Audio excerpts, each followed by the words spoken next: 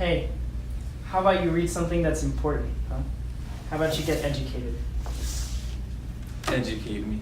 Okay, so I'm here to teach you about the webcomic known as Homestuck. So you might be asking yourself, what is Homestuck? What is a webcomic? I'm here to tell you. So a webcomic is a form of online reading media comprised of pages that you access through HTML links. Click a link, you go to the next page, and you read the comic page by page, just like you would a real comic, right? Homestuck is a story that we consider the modern odyssey of the internet. It is the single most important work on the internet, and it is also one of the longest. Let's begin.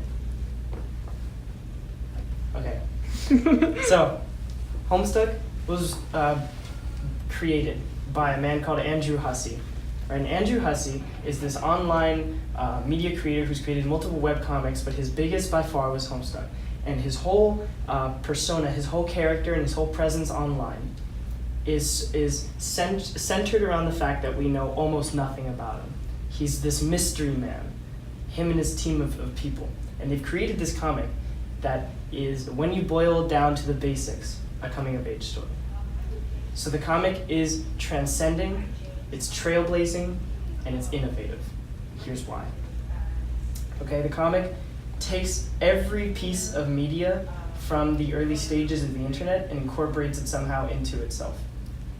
The comic is incredibly self-reflective, constantly breaking the fourth wall, and every character is made to be relatable at some degree or another, and there's an enormous cast of characters, so everyone can find someone they relate to within the story.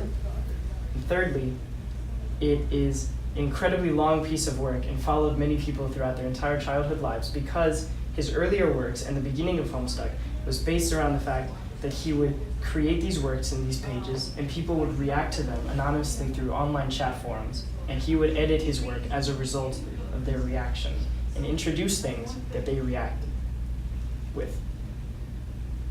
You with me so far? Okay.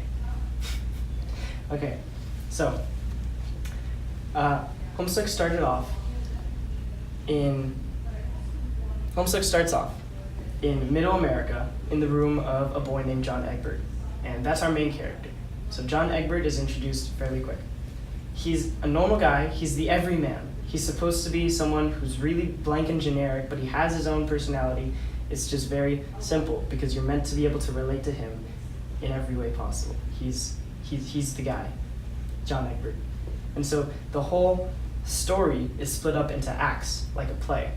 And each act has a different number of pages because the acts get increasingly long as you go into it. And some of them even have multiple intermissions.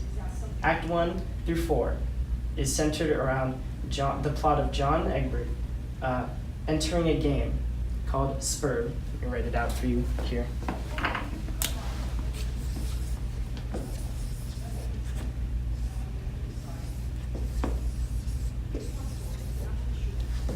Spurb, short for suburb. Spurb is a game that is central to the plot of Homestuck, and I would say even Homestuck revolves around Spurb.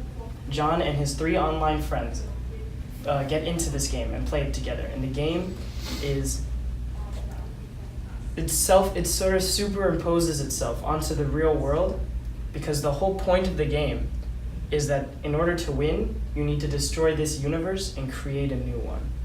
That's a big sentence. So basically, the game is a universal constant that comes to the children in the form of a video game that they have early access to. They have all agreed to play together.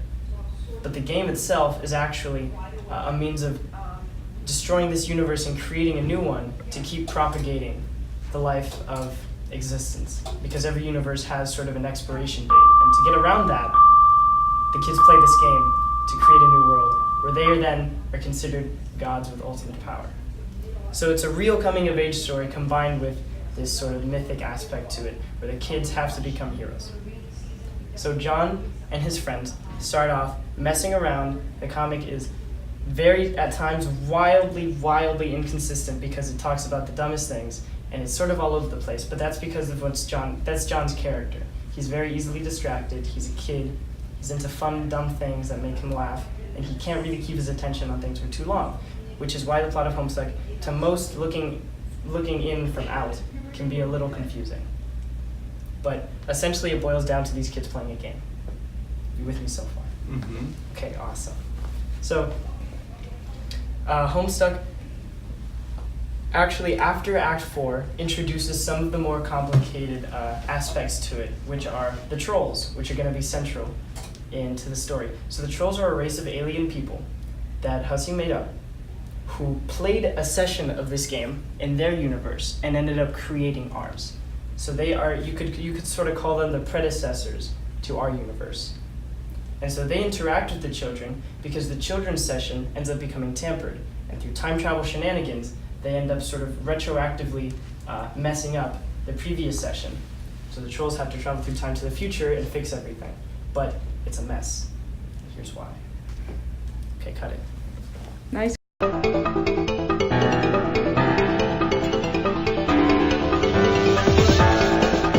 So, in the first 4 acts, we have John Egbert and his 3 online friends, Dave Strider, Jade Harley, and Rose Lalonde. Every piece of dialogue and interaction between characters in Homestuck, for the most part, is done through social messaging sites and chat forums. They interact through text, and at first you don't even know their names, you only know their online handles. So for example, Rose is known as Tentacle Therapist. And so you only know them by these online handles at first to sort of further reinforce the fact that they're only really online friends, but they're connected through the internet because it's supposed to be reflective of growing up on the internet. This is a story made by people and for people who grew up on the internet, who advanced with it and who were part of those early chat forums and were into coding when it was just starting. There's lots of coding jokes in Homestuck because Homestuck attempts to sort of sort of absorb every piece of internet media that it comes across. There's GIFs, there's images, there's HTML files, Flash animations, and a bunch of other computer jargon, but it's sort of an all-encompassing internet-based piece. So, these 4 friends communicate a lot through this chat messaging, this social messaging site, this forum, and they start playing this game. The game, they don't know it yet, but the game is going to sort of end their world.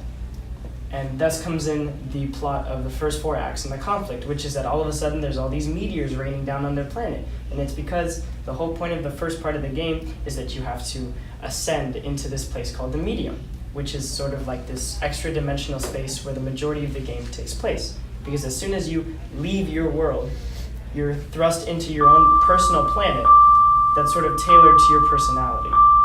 So for example, John is thrust into the land of wind and shade, and all the planets are named with that sort of formula, the land of blank and blank. And it's supposed to be tailored to that specific person and individual. So the game is sort of a parody on multiple forms of game. It's sort of a sandbox game in the sense that you build things and you build whatever you want, and you have to attain resources to be able to build things, because in order to ascend to that extra dimensional space known as the Medium, you have to physically build your way up to it. It's up in the sky. And so the game involves one person being what's called a server player and the other person being what's called a client player. Now, the server player, with their computer, can manipulate the client player's environment for the client player to then interact with said environment. Since they're 4, they sort of create this ring where one is server player to another, and that client is server to another. So that they are all server to one of them and client to another. And so eventually, once they hit Act 4, these characters have left the Medium and have left Earth and have entered the Medium, and they each go to their personal planets, and they start interacting more with the trolls. The trolls basically break down like this. So the trolls are an alien race of people that So the trolls are an alien race of people that essentially lived in the universe before ours. They lived on a planet called Alternia.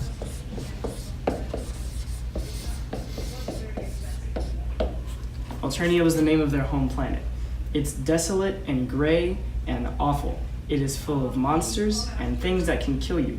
As a result, these troll societies are very, very aggressive murder is an everyday part of their lives, for the most part. So these people, Hussey makes it a point to present them in the same way that he presents the kids, because they're really just teenagers. They're more or less the same age as these humans. They're just living in their own society. So you have these people who are similar deep down at the core, but obviously at surface level appear to be much different from each other. The trolls have a very iconic physiology. They have gray skin. They all have horns. The horns are more or less individualized and grow tailored to that individual's genetic makeup. So everyone has sort of their own individual set of horns, and each of them have what's known as a sign. They have a sign that they draw at birth, and they wear that sign on their clothing, and it's supposed to be sort of everyone has their sign because it's sort of their denotation of individuality within their society, where color isn't really allowed. Now, the reason color isn't allowed in their society is because trolls have multiple blood colors. It's not just red. They have an entire spectrum of blood colors, essentially the rainbow spectrum. But the thing is that because of this, they have a very strict and very cruel hierarchy. They have a caste system where certain colors are considered more favorable than others. But obviously it's genetic lottery. So the spectrum goes from rust color, dark red, all the way to fuchsia, which is the highest you can be. And there's 10 other colors in that spectrum. It goes from rust to brown to yellow to technically lime to olive, etc., until you get to fuchsia. And so there's a chunk that are known as high bloods because they have a higher level in society, mid bloods, and low bloods. And so this group of 12 trolls meet this group of 4 humans, and obviously there's this big culture clash, and they all start interacting with each other, and all of them have their own unique personalities and hang-ups. But it's sort of meant to symbolize the different types of people that come together on the internet. It's sort of supposed to mirror the fact that on an anonymous chat forum, anyone can be anything, and people often don't feel like people, but rather like bullet points. People feel like certain personality traits expanded to an immense size, which is why the trolls sometimes don't really feel like people. They feel like certain personality traits expanded into a whole person. For example, one of them, the most iconic arguably, is known as Karkat.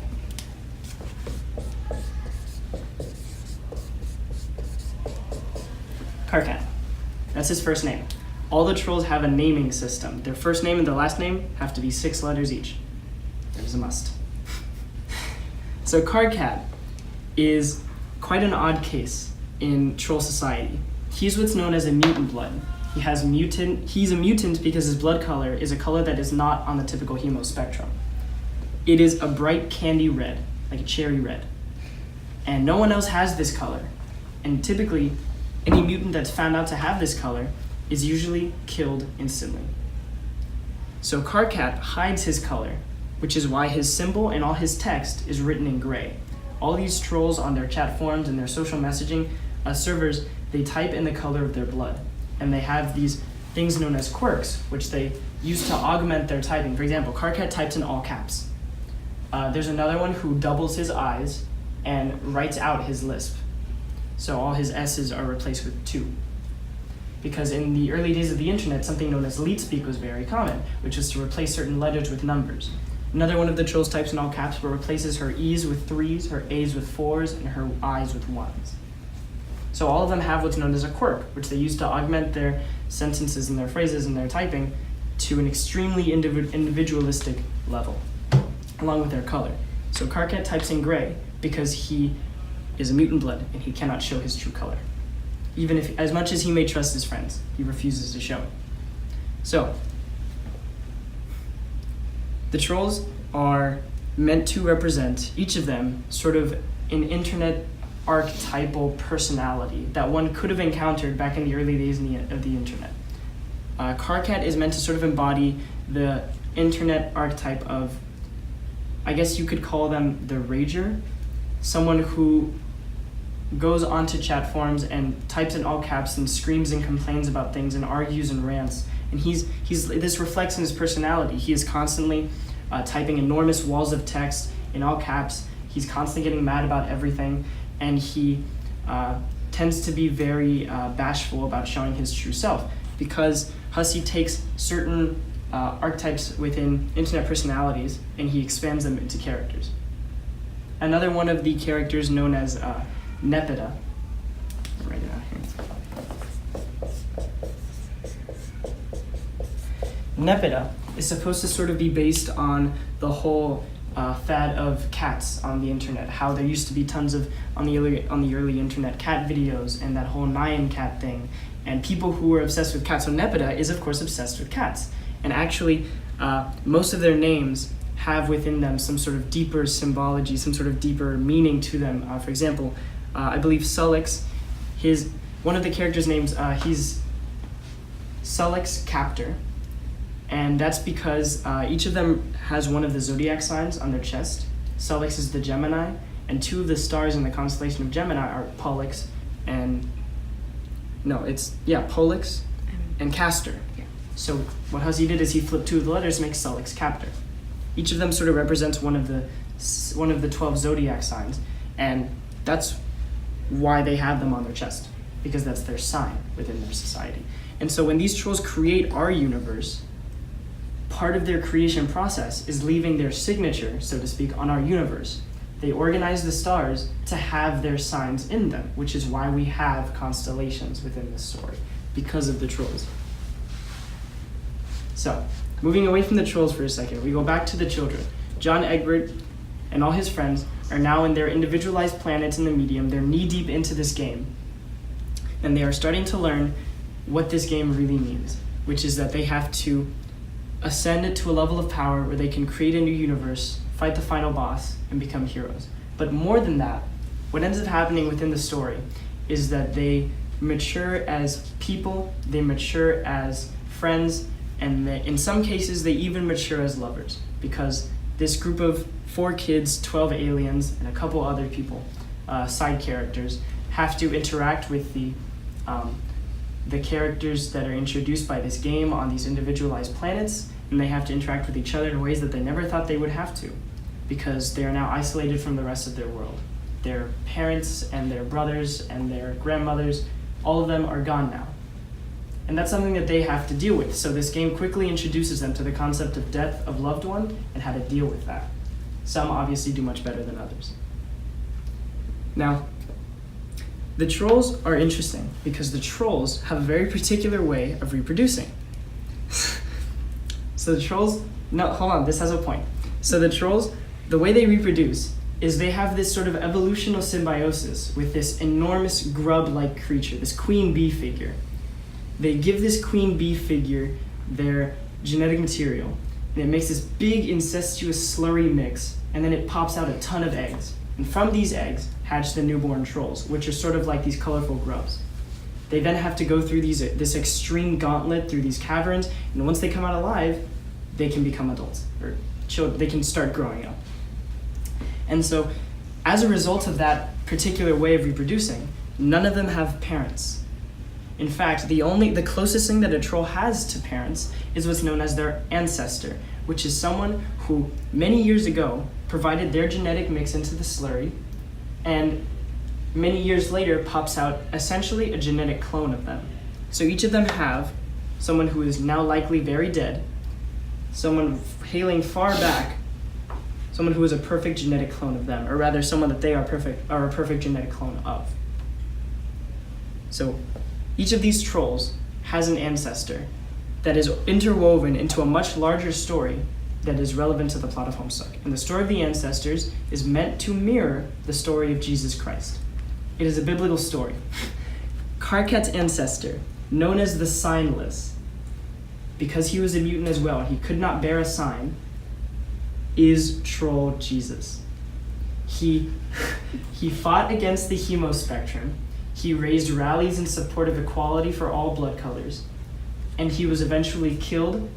He was tied up at a post, tortured and killed by the ruling authority of the planet, the Empress. This ancestor sparked a revolution that later became the reason that the entire planet of Alternia is populated only by children. There are no adults on the entire planet, as a result of the revolution from years prior, because the empress of the planet decided that the adults would leave the planet, go out on intergalactic conquest, and the children would be the only ones left, so that she could more easily use propaganda techniques to keep the population subdued and prevent any further uprisings. Now, the Empress is a very important character in Homestuck. She is known as HIC. Now, what does this stand for? It's kind of long. She's known as Her Imperious, ready for this one? Condescension. It's a mouthful, but for short, we can call her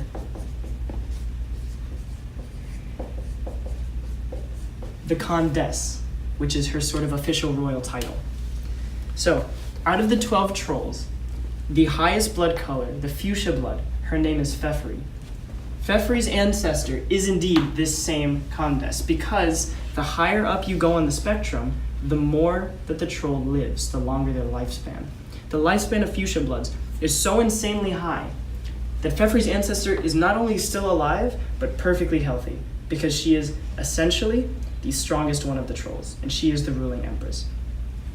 Now, the Condess is important because she's still alive, the Condess has a direct role in impacting the events of Spurb, and actually enters the game herself, later becoming a villain that these characters have to beat, because she allies herself with the overarching, enormous villain of the plot. Homestuck is famous for having multiple villains, because as the kids beat one, a new one arises.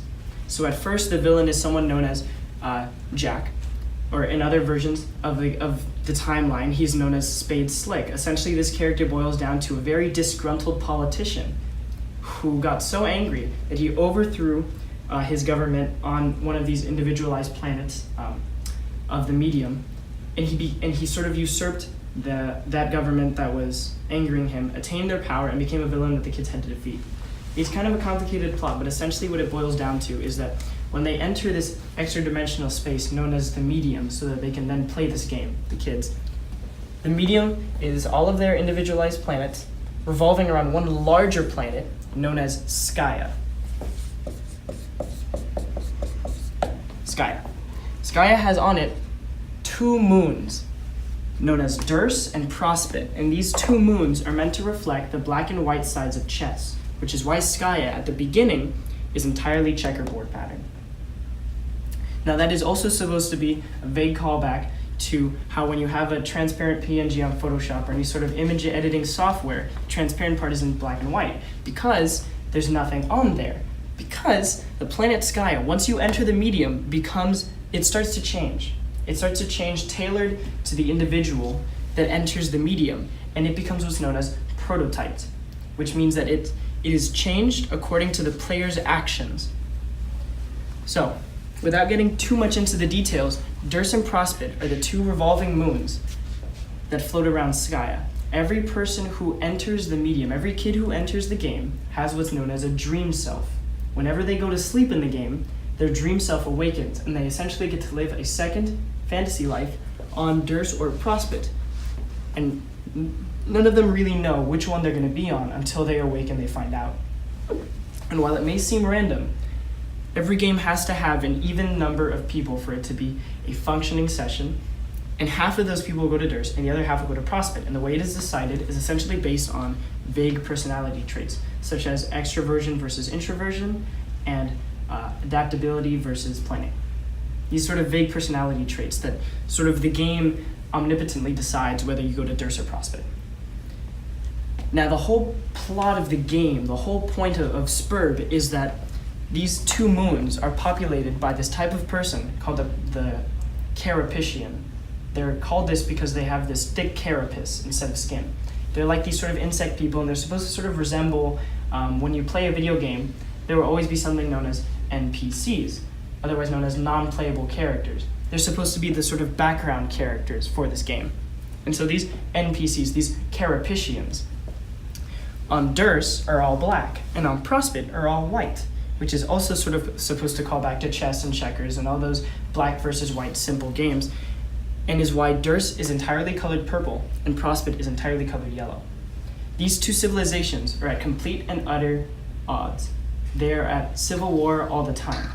And the only time that this civil war actually leads to anything is when the kids enter the session, because what happens when they enter the session is that the Dursites, as they are known, will sort of gain advantage over the Prospicians, in the sense that the Dursites will gain an upper hand in this civil war. And it is up to the kids to make sure that the Prospicians win and defeat the Black King, like the King of Chess. And so, essentially, the first villain of the story comes from Durs. The second villain is arguably the Condes. And besides the Condes, the only other villains that could be counted among those ranks of villainy would be specific characters, specific troll characters that sort of go off the handle. Because obviously this game is a lot to take in, and not everyone can succeed in it, which is truthful to all of life. So, the overarching villain, the definitive villain, repeated multiple times throughout the story, is someone known only as Lord English. Lord English is an intergalactic, time-traveling demon, enormous, muscular, green, and has, what are they called? Pool balls for eyes. Billiard balls. Billiard balls for eyes. Lord English is a terrifying character whose power essentially boils down to complete and utter control of the narrative of Homestuck. That's what he is as a villain. He controls the narrative, and the kid's whole goal is to escape his narrative and beat him. So Lord English is a very powerful character who essentially is presented as a universal constant, just like the game itself. And so every time that the game reboots itself in this new universe that's been created, Lord English would essentially be remade some way or another. There's always a way that he is remade, because Lord English is the result of the conglomeration of a couple people. So Spurb as a game introduces many concepts, such as the idea of alchemy taken to a video game level of extreme, where the kids are allowed to create new objects by combining old ones. The game allows kids to enter fights with these creatures that are summoned by the game. It's all sort of video game logic, but it's sort of interwoven with experimental astrophysics and lots of knowledge about coding computers, in the sense that the whole storyline is supposed to be this conglomerate of many things, so that everyone can sort of find something that they know within this storyline. Okay, cut.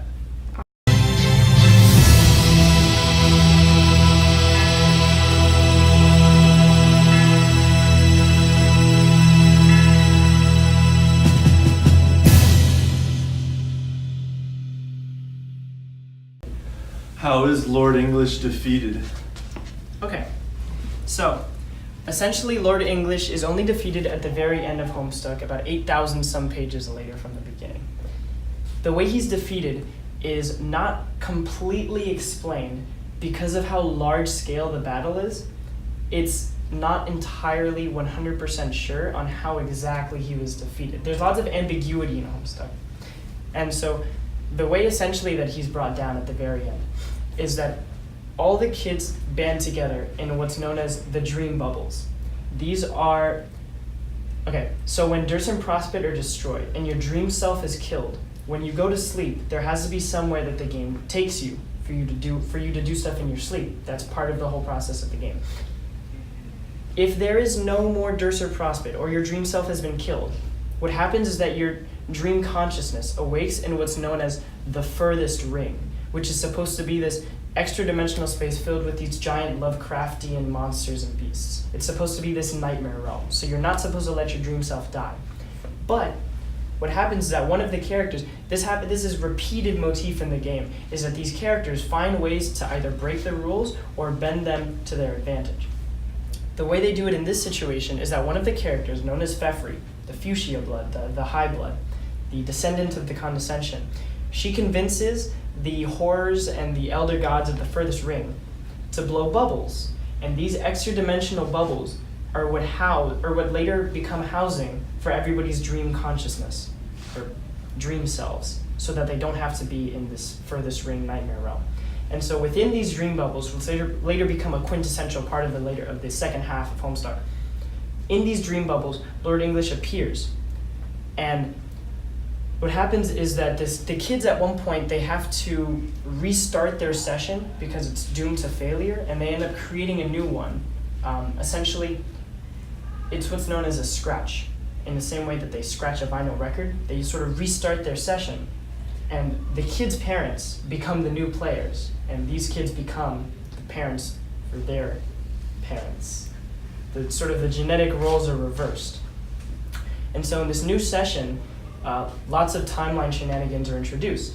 So because of this, without getting too much into the details, assembled in the dream bubbles to fight Lord English is essentially an enormous army of all the people who have been mentioned so far, as well as hundreds of alternate versions of them from other timelines. This enormous army of teenagers and kids, both human and troll, who have assembled to fight Lord English. And they do, and for the most part, they get to do some major damage on him. But when he is about to pull out sort of his final weapon and destroy all of them, one of the characters, known as Vriska Serkit, she's very important, she ends up landing the killing blow on him. And then later, it doesn't exactly kill him because he's a universal constant, but it weakens him enough for the main cast to exit their session and enter what is known as Earthsea, which is this new universe, and the entire goal all along has been to create this new universe. So they don't really ever get to kill Lord English so much as they get to weaken him to the point where he cannot stop them from entering this new universe that they were trying to create all along. So Vriska Serkit is a very important character. She is what's known as a cerulean blood in the hemo spectrum, which puts her right in the middle, more or less. So Vriska is a cerulean blood.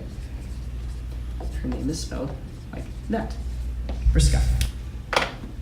Everyone in the game, in role-playing games, typically, a role-playing game will give each player within it a role or some sort of class. For example, if you were to play Dungeons and Dragons, you would have a class, a background, a race. There would be certain things that would choose what powers you attain as you progress throughout the game. Spurb has the same thing.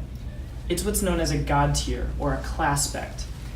So in this game, you level up, just like you do in any game. You progress and you gain experience and you gain new skills. Eventually, you get to the point where you reach a tier known as God tier, where you ascend and you become the best possible version of you. And typically, what will happen is that you will attain powers related to your class spect. Now, class spect is a two-part thing. It is class in a general sense. It's a blank of blank, and that second blank is your aspect. There are 12 classes and 12 aspects, and it is tailored to your personality. For example, Vriska is what's known as a thief of light. Light is her aspect, thief is her class. The classes and aspects are split into two pairs, so that each aspect has an inverse of itself. The inverse of light is void. That pair of two, that's repeated 6 times, making 12 aspects total, and likewise, it's the same for a class. The opposite of thief would be rogue. So without getting too much into the details, Vriska is a thief of light. In a mythical sense, in terms of the game's proportions and what the game decides that Vriska is like, and will do in this game, she's essentially a thief, a stealer. She takes whatever pertains to the aspect of light. And the aspect of light is the aspect of attention, knowledge, and importance. So essentially, Vriska takes what is important, takes attention, and attains things that matter, things that are quintessential. This means that Vriska, by her own class spec and by the rules of Spurb, is not only central to the plot, but appears arguably almost more than any other troll character because she metaphorically steals the attention from the rest of the characters in the cast.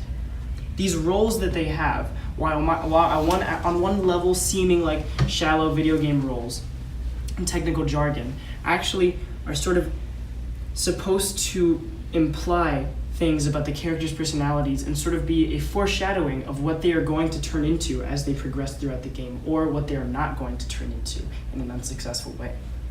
Another example would be Karkat. Karkat, as mentioned earlier, is what's known as a Knight of Blood. John Egbert is known as an Heir of Breath. So all of them have this sort of role that they then later inherit or personify in some way throughout their progression of the game. So Karkat being a knight of blood, a knight is one who defends their aspect and weaponizes their aspect. Blood is the aspect of relationships, friends, bonds, and community.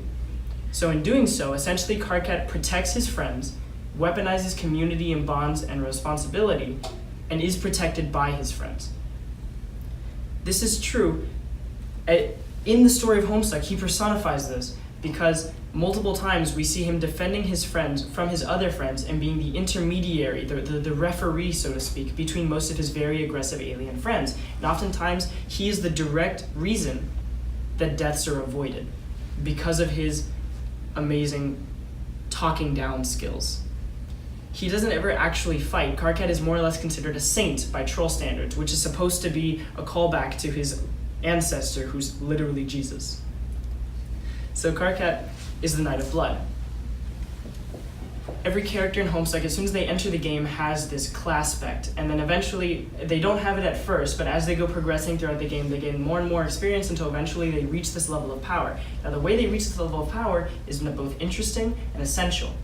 What you have to do is, in your personalized planet, you have to find what's known as your god tier bed, which is this slab of stone with the symbol of your aspect on it. Once you've found it, you have to kill yourself while lying on the bed. You have to die on the bed. And once you do that, your real self and your dream self fuse together and you become the perfect you, the god tier you.